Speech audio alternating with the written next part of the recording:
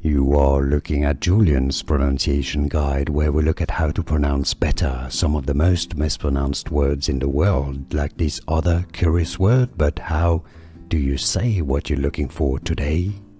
Let's learn how to pronounce this word once and for all correctly in English. There are two slightly different ways to pronounce it correctly. You're going to have to listen carefully here to hear the difference.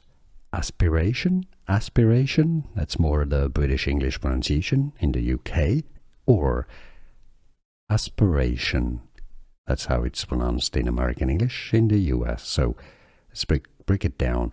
First one is aspiration, a P sound in the second syllable. Aspiration, or aspiration with a schwa sound, a P sound. Both pronunciations are correct and used interchangeably in the US or UK. Aspiration or aspiration, aspiration, aspiration. Could you hear the difference?